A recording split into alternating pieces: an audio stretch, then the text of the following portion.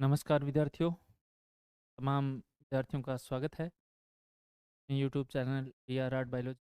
आज हम चर्चा करने वाले हैं BSc फर्स्ट ईयर के सेमेस्टर फर्स्ट की यूनिट थर्ड के बारे में। MCQ बेस पर अपनी ये यूनिट रहने वाली है और इस यूनिट में तकरीबन 80-85 क्वेश्चन को हम सोल्व करेंगे। आशा इनमें से सारे के सारे क्वेश्चन आपको एग्जाम हॉल के अंदर देखने को मिलेंगे। चलिए शुरू करते हैं अपने आज की ये थर्ड यूनिट। तो जैसा कि आपको दिखाई दे रहा है कि इस यूनिट का सबसे पहले अपन सिलेबस नोट डाउन करते हैं कि सिलेबस किस प्रकार का रहने वाला है। तो यहाँ इस यूनिट में अपने को architecture of cell organelles, chemical composition, function of mitochondria, cilia, flagella, microtubules, lysosome and nucleus, ये टॉपिक पढ़ने हैं। तो इसके अंतर्गत अपन इन सभी कोशिकाओं की रासायनिक संरचना का अध्ययन करेंगे और इनके कार्यों का अध्ययन करेंगे। इन पर आधारित अपने आज के MCQ बेस वाले क्वेश्चंस रहने वाले हैं। तो पहला टॉपिक है अपना माइटोकॉन्ड्रिया। माइटोकॉन्ड्रिया, चलिए शुरू करते हैं माइटोकॉन्ड्रिया से संबंधित अपने क्वेश्चंस। पहला क्वेश्चन है अपना, कोशिका का शक्तिग्रह किसे कहा जाता है? कोशिका का शक्तिग्रह सभी विद्यार्थियों को पता है कि पावर हाउस ऑफ सेल किसे कहते हैं। पावर हाउस ऑफ सेल किसे कहा जाता है? माइटोकॉन्ड्रिया का शक्तिग्रह किसे कहेंगे? माइटोकॉन्ड्रिया को कहते हैं। इसके बाद है माइटोकॉन्ड्रिया नाम किसने दिया? इंपॉर्टेंट क्वेश्चन है और कंपटीशन एग्जाम के अंतर्गत भी ये क्वेश्चन आपसे कई बार पूछा जा चुका है। तो माइटोकॉन्ड्रिया नाम किसने दिया था? सी बेंडा ने। खोज किसने की थी? कोलिकर ने की थी। और नाम किसने प्रतिपादित किया था? सी बेंडा नाम के वैज्ञानिक ने। चलिए बढ़ते हैं अगले क्वेश्चन की तरफ। अगला अपना क्वेश्चन है कि माइटोकॉन्ड्रिया को सर्वप्रथम किसने देखा? तो माइटोकॉन्ड्रिया को सर्वप्रथम देखने का श्रेय किसे दिया जाता है? माइटोकॉन्ड्रिया को सर्वप्रथम देखने का श्रेय दिया जाता है कोलिकर को। और कोलिकर ने माइटोकॉन्ड्रिया को कहाँ पर देखा था? कोलिकर ने कीटों की पेशी कोशिकाओं में माइटोकॉन्ड्रिया को सबसे पहले देखा था। ठीक है, अगला क्वेश्चन अपना, माइटोकॉन्ड्रिया को सार्कोसोम किसने कहा? तो ये भी अपना सेम आंसर है, कोलिकर ने ही माइटोकॉन्ड्रिया को सार्कोसोम नाम से पुकारा। ठीक है, फिर है फ्लेमिंग ने माइटोकॉन्ड्रिया को क्या नाम दिया? तो फ्लेमिंग ने माइटोकॉन्ड्रिया को नाम दिया फाइला। ठीक है, फ्लेमिंग ने माइटोकॉन्ड्रिया को क्या नाम दिया? फाइला नाम दिया। फिर है माइटोकॉन्ड्रिया में DNA की उपस्थिति किसने बताई? देखिए, आपने को पता है कि माइटोकॉन्ड्रिया एकमात्र ऐसा कोशिकांग है जिसमें DNA प्रेजेंट होता है। क्वेश्चन अपना ये कह रहा है कि माइटोकॉन्ड्रिया में DNA की प्रेजेंस को किसने बताया? तो नास नाम के वैज्ञानिक ने माइटोकॉन्ड्रिया में DNA की उपस्थिति बताई थी। वैज्ञानिक का नाम क्या हो जाएगा? माइटोकॉन्ड्रिया में DNA की उपस्थिति किस वैज्ञानिक ने बताई? तो अपना राइट आंसर क्या आ जाएगा? नास नाम के वैज्ञानिक ने। फिर कॉन्ड्रियोसोम, कॉन्ड्रियोसोम, इसके बाद लिपोसोम, ये कोशिकांगों के कुछ एक नाम है, ये किसने दिए थे? कॉन्ड्रियोसोम, प्लास्टोसोम, प्लास्टोकॉन्ड्रिया, मायोकॉन्ड्रिया। फिर है कॉन्ड्रियोप्लास्ट, बायोप्लास्ट, किस कोशिकांग को कहा जाता है? तो ये पता होना चाहिए सभी किसके नाम है? ये सभी माइटोकॉन्ड्रिया के नाम है।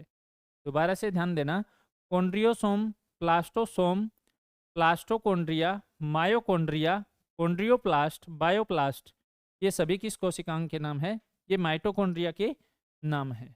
अगला क्वेश्चन है अपना, माइटोकॉन्ड्रिया को अपकेंद्रण विधि द्वारा किसने विलग किया, अलग किया? ठीक है, अपकेंद्रण विधि के द्वारा किस वैज्ञानिक ने माइटोकॉन्ड्रिया को अलग किया? अपना राइट आंसर क्या आ जाएगा? क्लोड। क्लोड नाम के वैज्ञानिक ने माइटोकॉन्ड्रिया को सेंट्रीफ्यूजन टेक्निक के द्वारा अलग किया, सेपरेट किया। फिर है किन कोशिकाओं में माइटोकॉन्ड्रिया अधिक संख्या में पाए जाते हैं?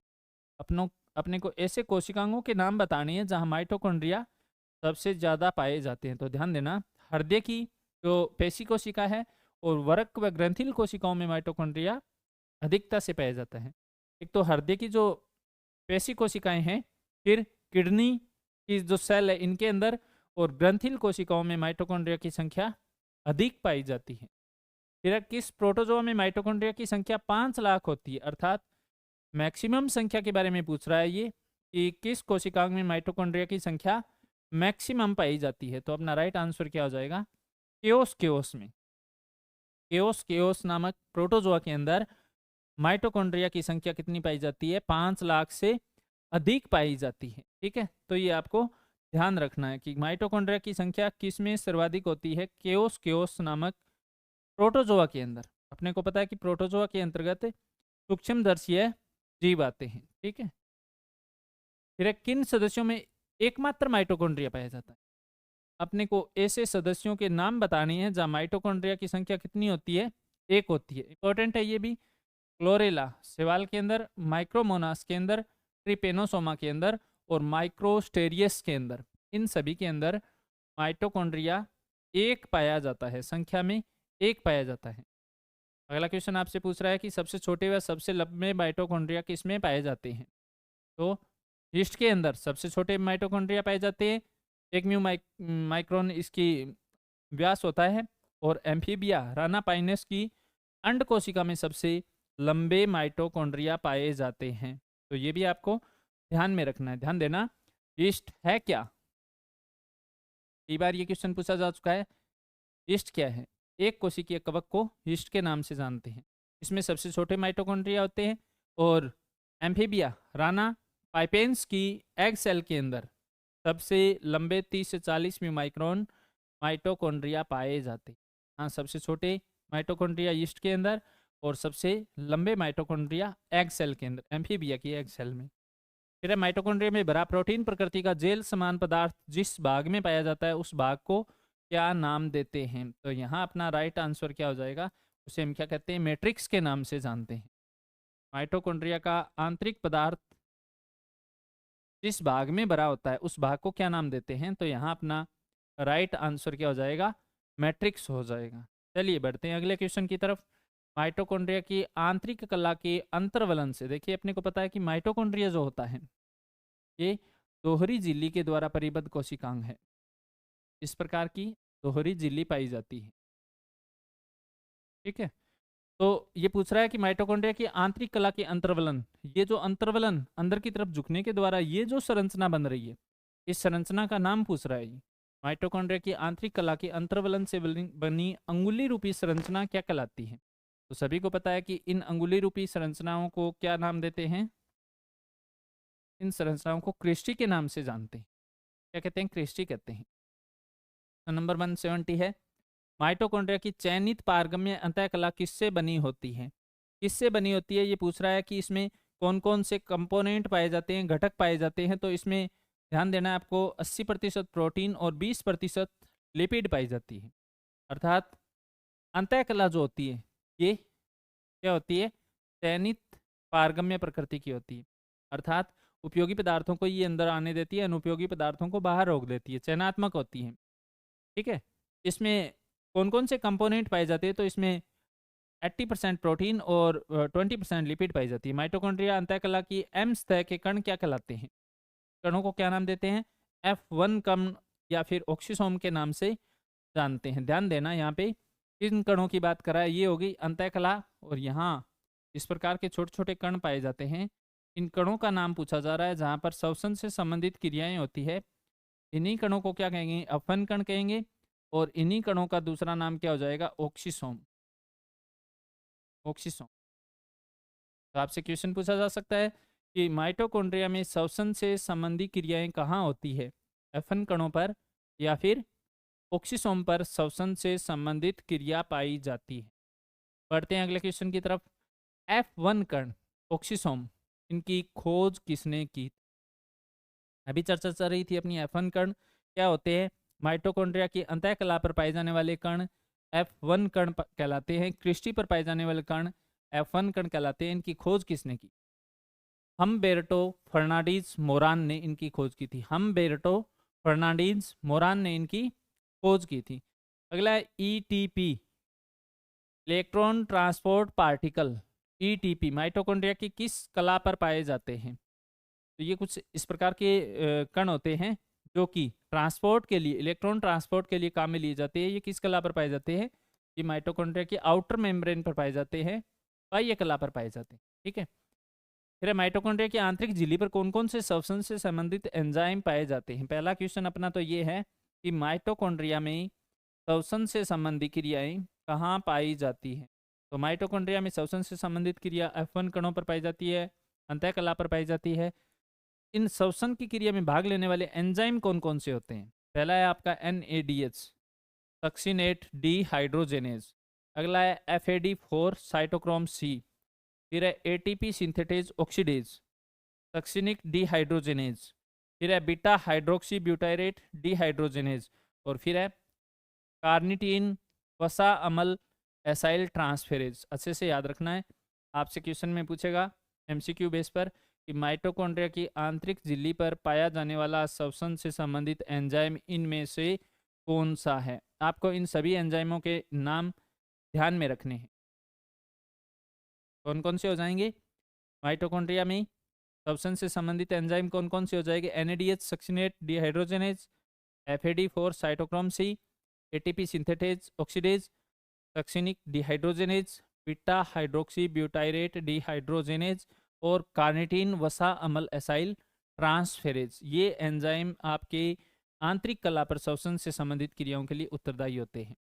फिर है माइटोकॉन्ड्रिया की आउटर मेम्ब्रेन पर कौन कौन से एंजाइम पाए जाते हैं?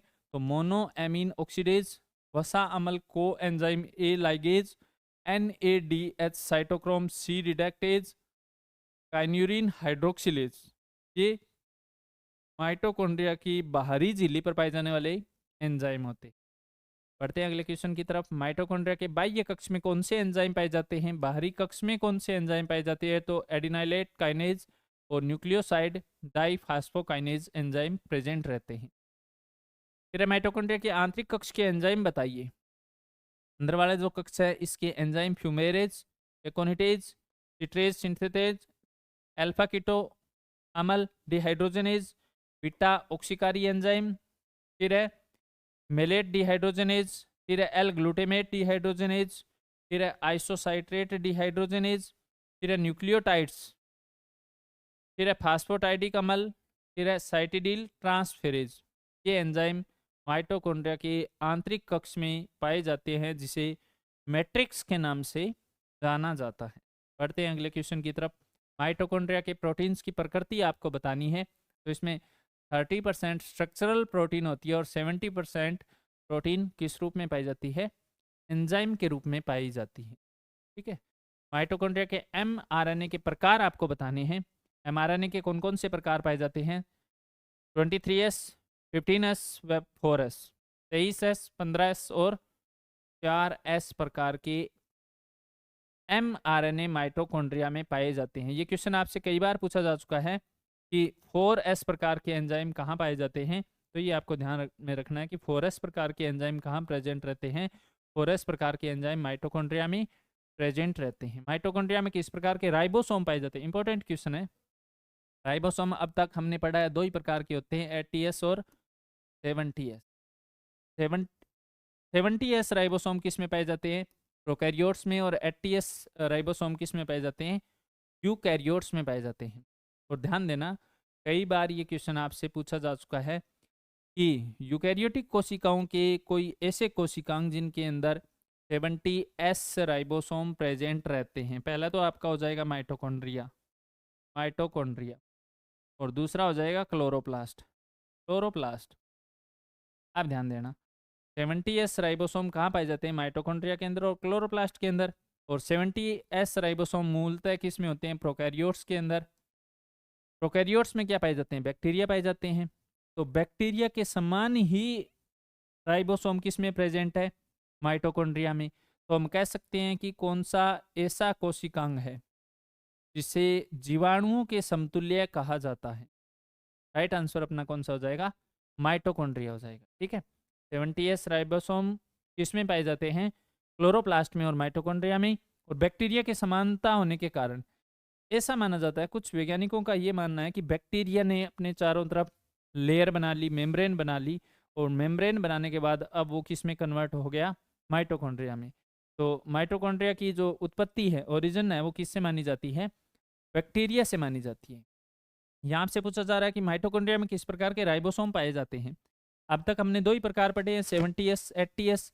माइटोकॉन्ड्रिया में जो अलग से राइबोसोम बहुलता से पाए जाते हैं वो कौन से होते हैं? 55S। ये भी आपको ध्यान में रखना है। फर्स्ट ग्रेड एग्जाम के अंदर क्वेश्चन आपसे पूछा जा चुका है कि 55S प्रकार के राइबोसोम किस में पाए जाते हैं? ये पाए जाते हैं माइटोकॉन्ड्रिया के अंदर। सब यूनिट पूछे तो इसकी कौन सी हो जाएगी?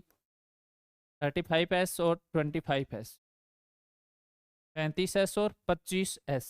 देखिए कई बार विद्यार्थियों के ये कन्फ्यूजन रहता है कि 55s आगे इनका योग करे तो अपने आएगा 60s 60s, तो फिर ये अधिक क्यों आया? ये ग्रू लाइक स्ट्रक्चर होती है। अपने को पता है कि राइबोसोम जो होते हैं इसमें दो इकाइयाँ होती है, बड़ी उप इकाई और छोटी उप इकाई। तो ये ग्रू लाइक स्ट्रक्चर होती है इस प्रकार की। एक खांच होती है, इसके खांच के अंदर ये धसे रहते हैं, और जब इस खांच के साथ थोड़े से ये अलग होते हैं, अवसादन जब इनका करते हैं तो ये थोड़े से अलग होते हैं, तो इनके ये योगमान में वृद्धि हो जाती है। एस से यहाँ तात्पर्य श्वेतबर्ग ने इनका अवसादन किया था, तो इनके समान में इस माप के आगे एस के द्वारा इसको डिनोट किया जाता है। अगला अपना सिंपल सा क्वेश्चन है, सेमी ऑटोनॉमस ऑर्गेनल्स अर्ध स्वायत्त अंगक किसे कहते हैं? ऐसे अंगक जो अपने खुद का विकास स्वयं कर सकते हैं, जिनमें खुद के डीएनए की पुनरावृत्ति हो सकती है, इन्हें हम अर्ध स्वायत्त कोशिकांग के नाम से जानते हैं। इनके एग्जाम्पल पूछ रहा है, ये कौन से एग्जाम्पल हो जाएंगे? एक तो माइटोकॉन्ड्रिया हो जाएगा और दूसरा हरित लवक हो जाएगा, क्योंकि इनके अंदर खुद का स्वयं का डीएनए प्रेजेंट रहता है, पाया जाता है। बढ़ते हैं अगले क्वेश्चन की तरफ। क्रेब्स चक्कर सिट्रिक अम्ल चक्र के अंतिम उत्पाद आपको बताने हैं, ध्यान देना। ग्लाइकोलाइसिस साइकिल जो होता है श्वसन से संबंधित, वो आपका पाया जाता है कोशिका द्रव्य में, और क्रेब्स साइकिल जो पाया जाता है माइटोकॉन्ड्रिया के अंदर पाया जाता है। इसके अंतिम उत्पाद पूछे जा रहे हैं। अंतिम उत्पाद कौन से हो जाएंगे? एक तो हो जाएगी आपकी कार्बन डाइऑक्साइड, दूसरा कौन सा हो जाएगा? दूसरा हो जाएगा जल का अणु, तीसरा हो जाएगी एटीपी के रूप में ऊर्जा। और अगर इसका कंपोजिशन पूछे कि इसमें एनर्जी किस रूप में प्राप्त होती है, तो 3 इसमें क्रेब्स साइकिल में NADH के अणु प्राप्त होते हैं, एक आपका FADH2 का अणु प्राप्त होगा और एक ATP का अणु प्राप्त होगा। ठीक है, ये भी आपको ध्यान रखना है। NADH के एक अणु के द्वारा 2 ATP प्राप्त होते हैं, और 3 ATP प्राप्त होते हैं, और FADH2 के द्वारा 2 ATP अणु प्राप्त होते हैं। तो यहाँ आपने बात करें ATP अणुओं की, तो ये भी ध्यान देना, ATP अणु कितने प्राप्त हो जाएंगे? 3 NADH के द्वारा 9 ATP अणु प्राप्त हो जाएंगे, एक FADH2 के द्वारा 2 ATP अणु प्राप्त हो जाएंगे, और डायरेक्ट प्रत्यक्ष रूप में 1 ATP अणु प्राप्त हो रहा है। तो टोटल कितने ATP अणु प्राप्त हो गए? 12 ATP अणु एक क्रेब्स साइकिल में एक ग्लूकोज अणु से प्राप्त होते हैं। ये भी आपको ध्यान में रखना है। पढ़ते हैं अगले क्वेश्चन की तरफ। क्रेब्स चक्र में एकमात्र, मोस्ट इंपॉर्टेंट क्वेश्चन है, तो आपका CTA साइकिल होता है, क्रेब्स चक्र जो होता है, जिसको हम सिट्रिक अम्ल चक्र के नाम से भी जानते हैं, इसमें एकमात्र 5 कार्बन वाला यौगिक कौन सा है? तो इसका नाम है अल्फा कीटोग्लूटेरिक एसिड। एकमात्र ऐसा यौगिक जिसमें कार्बन परमाणुओं की संख्या कितनी है? 5 है। कौन सा हो जाएगा? अल्फा कीटोग्लूटेरिक अम्ल।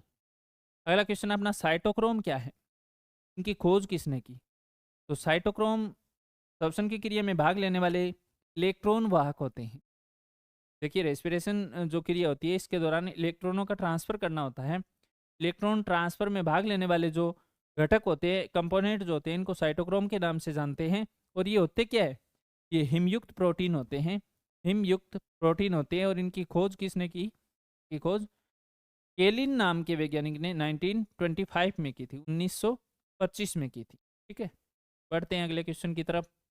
क्रेब्स चक्र कहाँ संपन्न होता है? इंपॉर्टेंट है, एक बार अगेन। क्रेब्स चक्र की क्रिया कहाँ संपन्न होती है? ये होती है माइटोकॉन्ड्रिया की मैट्रिक्स के अंदर। ठीक है, अगला क्वेश्चन आपका ETS, जिसको हम इलेक्ट्रॉन ट्रांसफर सिस्टम के नाम से जानते हैं। ETS, और इसी का दूसरा नाम है ऑक्सीकारी फास्फोरिलीकरण। ऑक्सीकारी फास्फोरिलीकरण ये कहाँ पे होती है क्रिया? देखिए माइटोकॉन्ड्रिया के अंदर क्रेब्स साइकिल होता है, ETS भी माइटोकॉन्ड्रिया के अंदर पाया जाता है। यहाँ आपसे पूछा जाए पर्टिकुलर कौन सी स्पेस के अंदर ETS पाया जाता है, इलेक्ट्रॉन ट्रांसफर सिस्टम कहाँ पाया जाता है? ये माइटोकॉन्ड्रिया की इनर मेम्ब्रेन पर पाया जाने वाली क्रिया है। माइटोकॉन्ड्रिया की आंतरिक झिल्ली पर जो क्रिया पाई जाती है उसको हम ETS के नाम से जानते हैं। बढ़ते हैं अगले क्वेश्चन की तरफ। तो यहाँ अगले क्वेश्चन में आपसे पूछा गया है कि सूक्ष्म नलिकाओं के प्राथमिक तंतु किससे बने होते हैं? प्रोटीन का नाम पूछा है। टॉपिक अपना चेंज हो गया है। अब तक अपने पढ़ रहे थे किसके बारे में? माइटोकॉन्ड्रिया के बारे में। अब हम किसके बारे में पढ़ रहे हैं? माइक्रो ट्यूबुल्स के बारे में, सूक्ष्म नलिका के बारे में। सूक्ष्म नलिका के प्राथमिक तंतु किससे बने होते हैं? कौन सी प्रोटीन से? ट्यूबुलिन प्रोटीन से, जिसके अंतर्गत अल्फा व बीटा ट्यूबुलिन मोनोमर्स पाए जाते हैं। अल्फा बीटा ट्यूबुलिन मोनोमर्स इकाइयां पाई जाती है जो कि ट्यूबुलिन पॉलीमर्स का निर्माण करती हैं। तो माइक्रोट्यूबुल्स का निर्माण किससे होता है? ट्यूबुलिन प्रोटीन से होता है। फिर एक कोशिका प्लेट का निर्माण, कोशिका की आकृति बनाए रखने, कोशिका को मजबूती प्रदान करने, कोशिका के कंकाल का निर्माण करने में कौन सी संरचनाएं सहायक होती हैं? कोशिका प्लेट का निर्माण करने में, कोशिका की आकृति को बनाए रखने में, फिर कोशिका को दृढ़ता प्रदान करने में, कोशिका के कंकाल का निर्माण करने में कौन सी संरचना सहायक है? तो यहाँ एक बार पुनः अपना आंसर क्या आ जाएगा? माइक्रो ट्यूबुल्स, सूक्ष्म नलिकाएं, माइक्रो ट्यूबुल्स इस क्रिया में सहायक होती। फिर है माइक्रोफिलामेंट्स किससे बने होते हैं? सूक्ष्म तंतु या माइक्रोफिलामेंट्स किससे बने होते हैं? तो ये कौन सी प्रोटीन से बने होते हैं? ये बने होते हैं एक्टिन प्रोटीन से। ध्यान देना, एक्टिन प्रोटीन से।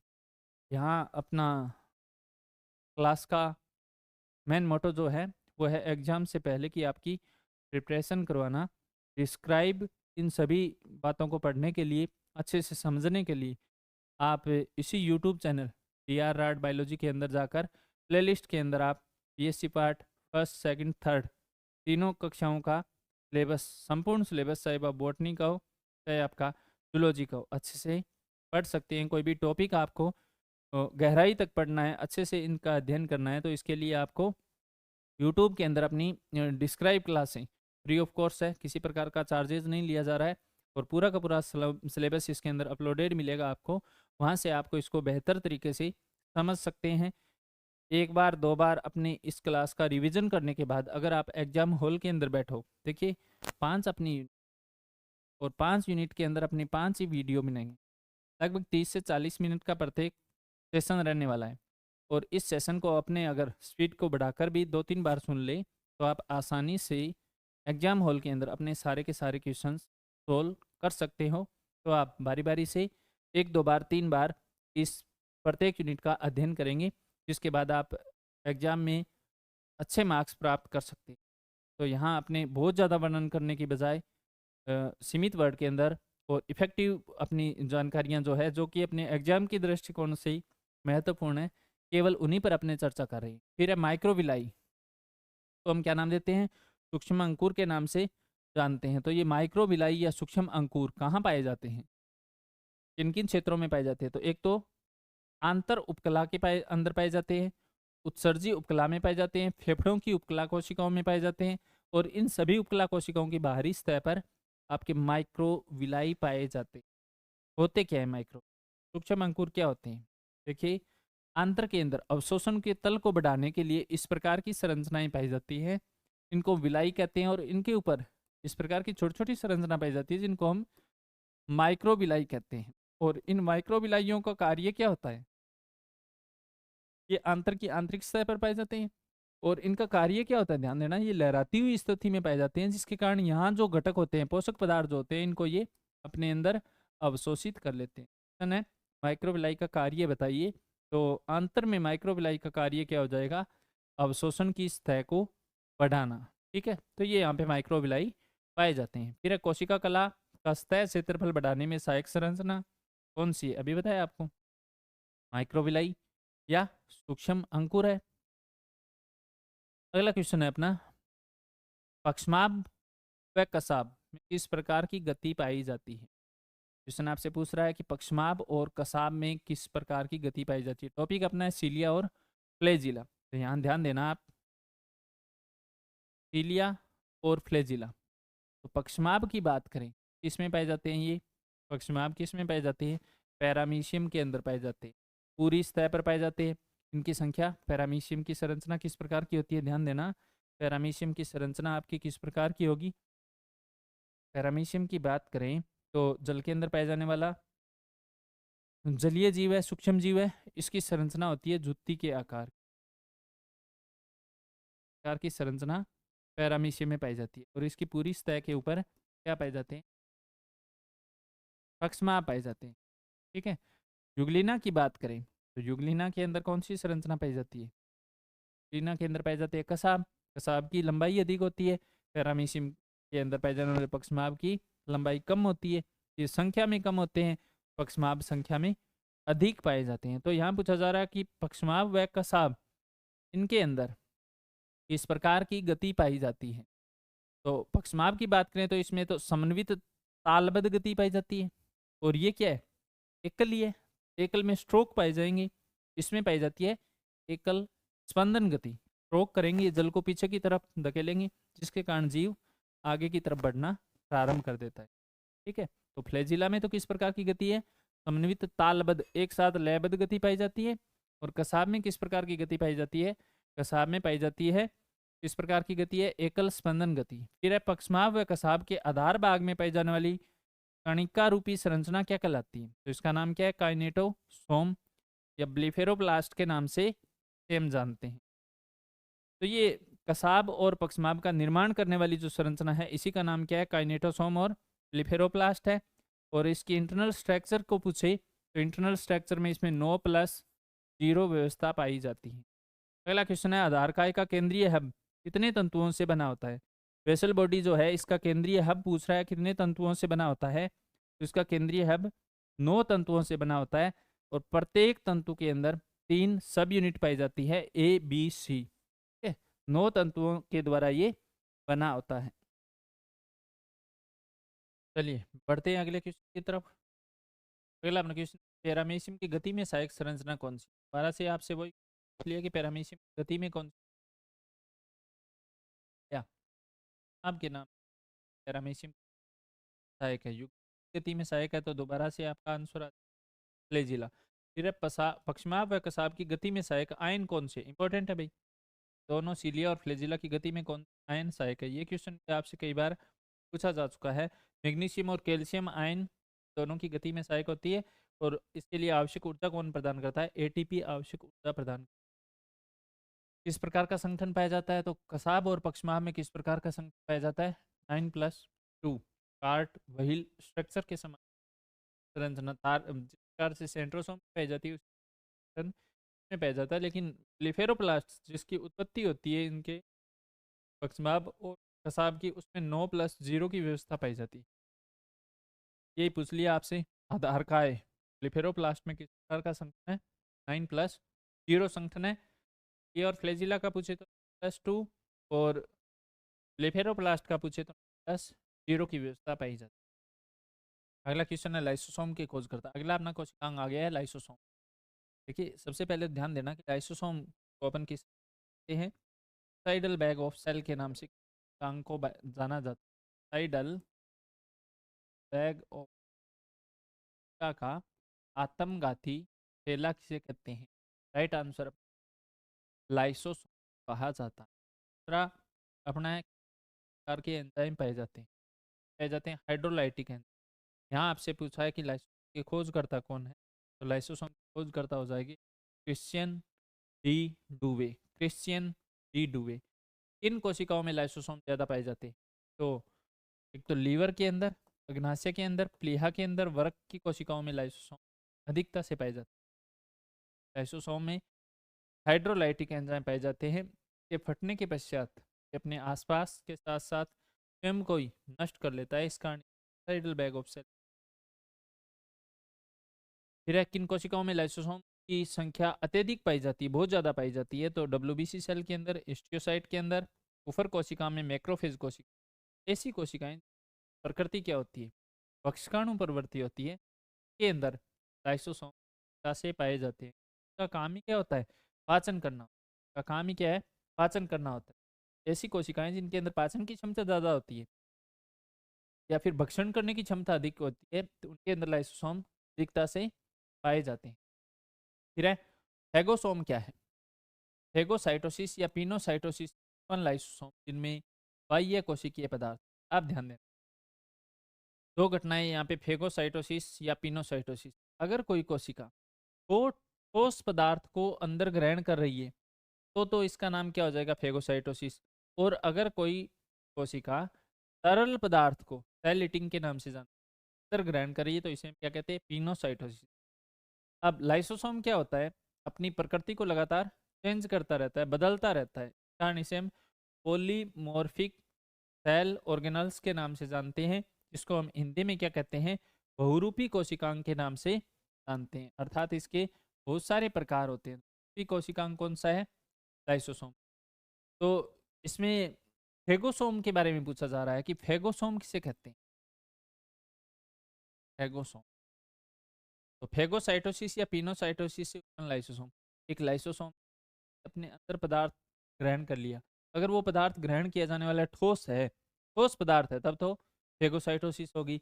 अगर ग्रहण किया जाने वाला पदार्थ तरल है तो इस क्रिया का नाम पिनोसाइटोसिस हो गया।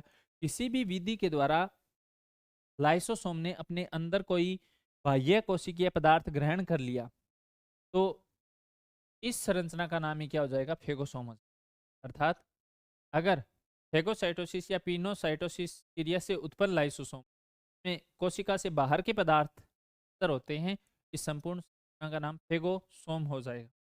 फिर है रेजिड्यूल बॉडीज के नाम से किसे जानते हैं? रेजिड्यूल बॉडीज, अवशेषी काय किसे कहते हैं? द्वितीयक लाइसोसोम में पाचन क्रिया के बाद शेष बचा पदार्थ क्या कहलाता है? रेजिड्यूल बॉडी कहलाती है। देखिए लाइसोसोम में अपने को पता है हाइड्रोलाइटिक एंजाइम है, वो क्या करेंगे? पाचन करेंगे।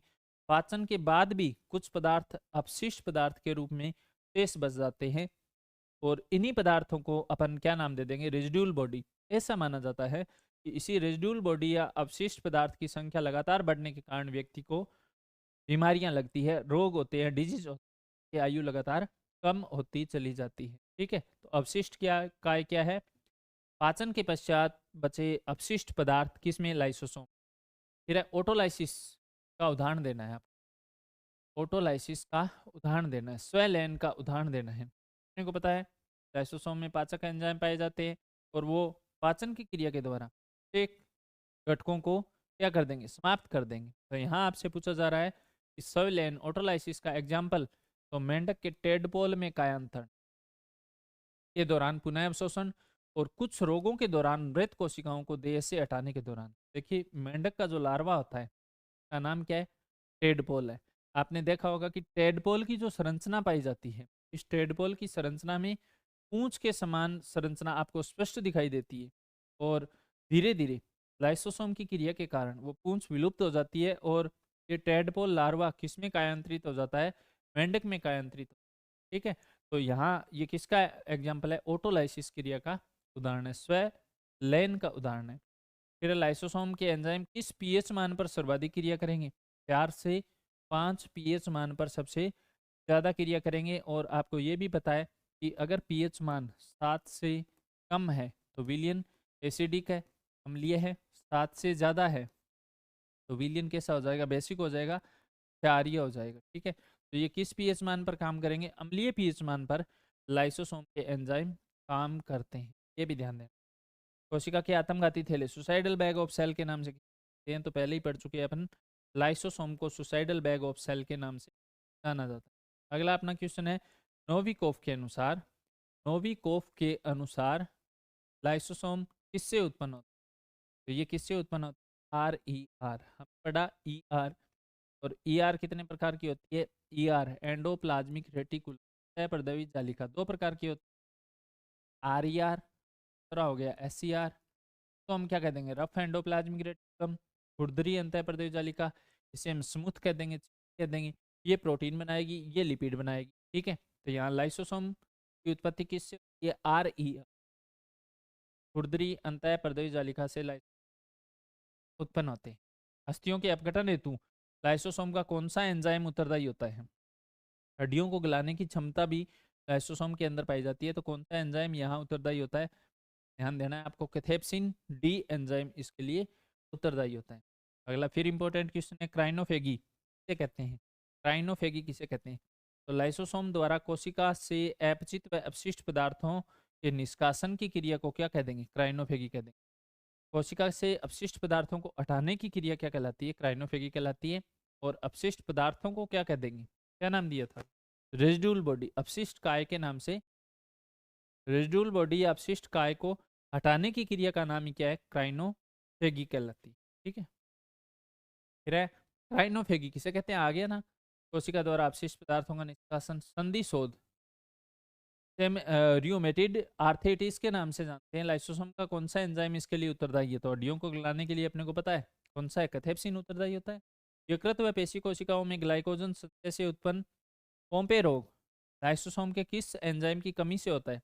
अल्फा ग्लूकोसाइड एंजाइम की अनुपस्थिति या कमी के कारण कौन सा रोग हो जाएगा? पोम्पे रोग हो जाएगा। कहाँ होगा? लीवर के अंदर और मसल सेल के अंदर। ठीक है, ग्लाइकोजन संचय के कारण ये रोग उत्पन्न होता है, पोम्पे रोग। और ये पोम्पे रोग अल्फा ग्लूकोसाइडेज एंजाइम की एब्सेंस में प्रेजेंट होता है, ध्यान देना। ठीक है, अगला अपना जो न्यूक्लियस है, केंद्र का टॉपिक इसी यूनिट का पर आधारित ये सारे के सारे अपने रहने वाले। अभी तक अगर आपने चैनल को सब्सक्राइब नहीं किया है तो प्लीज़ कर दीजिएगा ताकि और ज़्यादा मोटिव के साथ अपने प्राइव क्लासेस शुरू करें। प्रोकैरियोटिक कोशिकाओं में पाया जाने वाला झिल्ली रहित केंद्रक क्या कहलाता है? इंपॉर्टेंट है, तो हम जीनोफोर के नाम से भी जानेंगे, प्रोकैरियोन के नाम से भी जानेंगे, न्यूक्लियोइड के नाम से भी। ठीक है, झिल्ली रहित जो केंद्रक है इसको हम न्यूक्लियोइड के नाम से भी जानते हैं, प्रोकैरियोन, जीनोफोर या न्यूक्लियोइड। और ये किस में पाया जाता है? प्रोकैरियोटिक कोशिका के। इन कोशिकाओं में केंद्रक अनुपस्थित होता है, उस ये भी आपके लिए इंपॉर्टेंट है, महत्वपूर्ण है। इन कोशिकाओं में केंद्रक नहीं पाया जाता, तो अपने को पता है कि मेमल्स की जो मेच्योर आरबीसी है इनमें नहीं पाया जाता, और प्लांट के अंदर, चालनी कोशिका के अंदर, ट्यूब ट्यूब के अंदर केंद्रक एब्सेंस रहता है, प्रेजेंट नहीं होता। ठीक है, तो स्तनधारियों की मेच्योर आरबीसी में और पादपों की चालनी नलिका में केंद्रक के खोजकर्ता सभी को पता है, रॉबर्ट ब्राउन ने खोज की थी। किस? आर्किड की जड़ कोशिकाओं। अगला क्वेश्चन, किसने प्रमाणित किया कि केंद्रक कोशिका में आनुवांशिक नियंत्रण करता है? आपको को पता है कि केंद्रक को कोशिका की जेनेटिक कंट्रोल यूनिट के नाम से जानते हैं, आनुवांशिक नियंत्रक इकाई के नाम से जानते हैं। ये बात किसने बताई थी? जे हेमरलिंग नाम की। इस कोशिका में दो केंद्रक पाए जाते हैं, तो पैरामीशियम में प्रोफोन्यूक्लियस काई केंद्रक होता है, और लघु केंद्रक जो पाया जाता है वो जनन से ठीक है, प्रोफोन्यूक्लियस तो काई कोशिका काई क्रियाओं से संबंधित होता है, छोटा जो केंद्रक होता है वो जनन से संबंधित होता है। बहु केंद्रकीय पॉलीन्यूक्लिएट कोशिका के एग्जाम्पल आपसे पूछ रहा है, कौन कोशिकाओं में दो से अधिक केंद्रक पाए जाते हैं? तो रेखित पेशी कोशिका में, एस्केरीज की उपकला कोशिका में, अस्थि मज्जा कोशिका में एक से अधिक केंद्रक पाए जाते हैं। बहुकेंद्रकीय कोशिकाएं क्या कहलाती है? पोटेनेसियमी या सह कोशिकाएं, सिनोसाइट सेल के नाम से इनको जाना जाता है। फिर केंद्रक द्रव्य सूचकांक न्यूक्लियोप्लाज्मिक इंडेक्स किसने दिया? इसका सूत्र आपको बताना है। सबसे पहले तो है क्या ये? आर हर्टविग ने दिया, एनपी बराबर एन और वी सी माइनस वी, ये इसका सूत्र हो जाएगा। ठीक है, देखिए केंद्रक का आयतन और कोशिका द्रव्य का आयतन पाया जाता है। इसी आयतन को अपन क्या कह देंगे? न्यूक्लियोप्लाज्मिक इंडेक्स के नाम से, न्यूक्लियोप्लाज्मिक इंडेक्स के नाम से माइनस केंद्रक का आयतन, फिर है कोशिका द्रव्य का आयतन, और इनका अनुपात क्या कहलाता है? का अनुपात कहलाता है केंद्रक द्रव्यीय सूचकांक।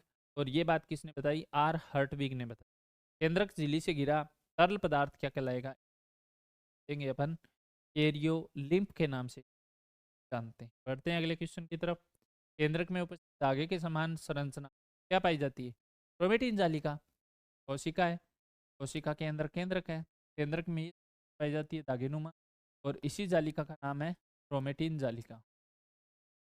इन जालिका और क्रोमेटिन जालिका से ही कालांतर में कोशिका विभाजन के द्वारा क्या बनेंगे? क्रोमोसोम बनेंगे, सूत्र बनेंगे। तो ये बात किसने बताई कि इस जालिका का नाम क्रोमेटिन जालिका है? अर्थात अपने से पूछा कि क्रोमेटिन जालिका नाम किसने दिया? राइट आंसर क्या आ जाएगा? फ्लेमिंग आ जाएगा। केंद्रक में गहरे अभिरंजित व हल्के अभिरंजित भाग क्या कहलाते हैं? तो देखिए अपने को पता है कि केंद्रक में पाई जाने वाली क्रोमेटिन जालिका क्या बनाती है? क्रोमोसोम बनाती है। अगर इनका अभिरंजन करें तो अगर गुणसूत्र का कोई भाग गहरा दिखाई दे रहा है तो उसका नाम तो हेटेरोक्रोमेटिन, और हल्का दिखाई दे रहा है तो यूक्रोमेटिन हो जाए। यही अपने जा रहा है, गहरे अभिरंजित भाग हेटेरोक्रोमेटिन और हल्के अभिरंजित भाग यूक्रोमेटिन। फिर केंद्र का आनुवांशिक रूप से सक्रिय भाग जो अनुलेखन क्रिया में भाग लेता है क्या कहलाएगा? तो ट्रांसक्रिप्शन में भाग लेगा। लेखन कहते हैं डीएनए से आरएनए बनने की क्रिया को। आरएनए से प्रोटीन का संश्लेषण अनुवादन कहलाता है। यहाँ पूछा जा रहा है कि ट्रांसक्रिप्शन की क्रिया में भाग लेने वाला केंद्रक का आनुवांशिक रूप से सक्रिय पदार्थ क्या कहलाएगा? You chromatin. तो देखिए यू क्रोमेटिन और हेटेरोक्रोमेटिन क्या होते हैं? केंद्रक में पाए जाने वाले गहरे अभिरंजित भाग क्या कहलाएंगे? हेटेरोक्रोमेटिन, जो कि आनुवांशिक दृष्टि से इनएक्टिव होती है, निष्क्रिय होते हैं, अनुलेखन में भाग नहीं लेते। हाँ, सक्रिय का पूछ रहा है, यूक्रोमेटिक हो जाएंगे। क्यों? क्योंकि इनके अंदर डीएनए की मात्रा अधिक पाई जाती। फिर है मानव मादा में उपस्थित एक हेटेरोक्रोमिक गुणसूत्र बार बॉडी कहलाता है। यह बार बॉडी नाम किस? देखिए जब भी अपने सेक्स डिटर्मिनेशन करते हैं, लिंग निर्धारण किया जाता है, लिंग चेक किया जाता है, तो वहां अपन देखते हैं कि महिला के अंदर क्या प्रेजेंट रहती है? तो दो क्रोमोसोम होते हैं। कौन से? लिंग गुणसूत्र एक्स एक्स, जो दो क्रोमोसोम पाए जाते हैं। इन एक्स एक्स क्रोमोसोम के अंदर किस प्रकार की स्ट्रक्चर होती है? महिलाओं में 44 प्लस एक्स एक्स और पुरुषों में होते हैं 44 प्लस एक्स वाई। यहाँ एक एक्स क्रोमोसोम किस रूप में परिवर्तित हो जाता है? ये बार बॉडी में परिवर्तित, बार बॉडी में। और ये गहरी संरचना के रूप में दिखाई देता है। इसी आधार पर अपन पहचान कर सकते हैं कि उत्पन्न होने वाली संतति नर है या फिर मादा है। ठीक है। टर्नर सिंड्रोम से ग्रसित महिला के अंदर इस प्रकार बार बॉडी नहीं पाई जाती, क्योंकि वहां पे 44 प्लस एक्स जीरो व्यवस्था होती है। तो यहाँ पूछा जा रहा है कि बार बॉडी नाम किस प्रतिपादित किया? बार बॉडी है क्या? एक निष्क्रिय एक्स क्रोमोजोम। बार व वेर्ट्रा नाम के वैज्ञानिक ने बार बॉडी नाम। फिर गुणसूत्रों का संरचनात्मक डीएनए जो केंद्रिक से संबंधित रहता है तथा प्रतिकृति क्रियाओं में भाग नहीं लेता, क्या कहलाता है? सेटेलाइट कहलाता है। गुणसूत्रों का ऐसा डीएनए जो फोटोकॉपी से संबंधित नहीं होता, रेप्लिकेशन से संबंधित नहीं होता, क्या कहलाता है? सेटेलाइट के नाम से इनको जानते हैं, सेटेलाइट डीएनए। फिर क्षारीय प्रकृति के स्टोन प्रोटीन के एग्जाम्पल पूछ रहा है आपसे। H2A, H2B, H3, H4 और H1, ये क्षारीय प्रकृति के स्टोन प्रोटीन पाए जाते हैं। ठीक है। फिर क्रोमेटिन में कौन कौन से घटक पाए जाते हैं? तो क्रोमेटिन है क्या? केंद्रक के अंदर पाए जाने वाले धागिनुमा को हम क्या कह देंगे? क्रोमेटिन जालिका कह देंगे, जो क्रोमोसोम बनाती है। इसमें होता है डीएनए, इसमें होता है आरएनए, ये स्टोन प्रोटीन, ये नॉन स्टोन प्रोटीन, और इसमें होता है कौन सा है? कैल्शियम है। फिर केंद्रिका की खोज, न्यूक्लियोलस की खोज किसने की? केंद्रक की खोज तो किसकी थी? रॉबर्ट ब्राउन ने। और केंद्रिका की खोज थी फोंटाना ने की थी। केंद्रिका का कार्य क्या हो जाएगा? राइबोसोम का संश्लेषण करना। इस कारण इसे हम आरएनए की फैक्ट्री के नाम से भी जानते हैं। आगे अपना राइबोसोम की फैक्ट्री किसे कह देंगे? क्या को कह देंगे? फिर केंद्रकीय छिद्रों का सर्वप्रथम वर्णन किसने? केंद्रक में छिद्र पाए जाते हैं, इनका वर्णन किसने किया? केलन व टाइलिन नाम के वैज्ञानिक ने इसका वर्णन किया। केलन व टामलिन नाम के वैज्ञानिक ने इनका वर्णन किया। स्टोन प्रोटीन में कौन से अमीनो अम्ल अधिक पाए जाते हैं? आर्जिनिन व लाइसिन अधिकता से पाए जाते हैं। स्टोन प्रोटीन में एमिनो एसिड आर्जिनिन व लाइसिन अधिक मात्रा में प्रेजेंट रहते हैं। फिर एनएचसी, नॉन स्टोन प्रोटीन में कौन से अमीनो एसिड पाए जाते हैं? ट्रिप्टोफैन व टायरोसिन। ट्रिप्टोफैन व टायरोसिन। क्रोमोसोम नाम किसने प्रतिपादित किया? वाल्डेयर ने क्रोमोसोम नाम दिया था 1888 में। केंद्रक कला किससे बनी होती है? केंद्रक की जो झिल्ली है वो किससे बनी होती है? लिपिड और प्रोटीन से बनी होती है, जिसको हम लिपोप्रोटीन कहते हैं। एक बार DRR बायोलॉजी यूट्यूब चैनल को सब्सक्राइब और लाइक कर दीजिए अगर आप अभी तक आपने नहीं। एक कोशिका में सामान्यतः कितनी केंद्रिका पाई जाती है? ध्यान देना है, एक कोशिका में कितनी केंद्रिका होती है? केंद्रिका की बात कर रहे हैं, केंद्रक की नहीं। केंद्रिका एक कोशिका में एक ही पाई जाती है। केंद्रक झिल्ली रहित केंद्रक किस में पाया जाता है? बैक्टीरिया में और बीजीए में। प्रोकैरियोट्स के अंदर अपने को पता है कि केंद्रक के अंदर केंद्रक झिल्ली नहीं पाई जाती, इसी कारण इसी का नाम क्या है? प्रोकैरियोट्स नाम से। प्रो का अर्थ क्या हो गया है यहाँ? प्रो का अर्थ हो गया अल्प विकसित, आदिम, पुराना। कैरियोन का नाम क्या हो गया? कैरियोन केंद्र को कहते हैं। तो ऐसी कोशिकाएं अल्प विकसित केंद्रक पाया जाता है, केंद्रक झिल्ली पाई जाती, तो हम प्रोकैरियोट्स के नाम से। फिर कोशिका की कंकालीय संरचना कौन सी होती है? तो पहले ही बता दिया मैंने, कंकालीय संरचना माइक्रोट्यूबुल्स के नाम से इनको हम जानते हैं। कोशिका के कंकाल का निर्माण करने वाली संरचना है। फिर माइक्रोट्यूबुल्स की खोज किसने की? तो डी रॉबर्टीज व फ्रांचीज।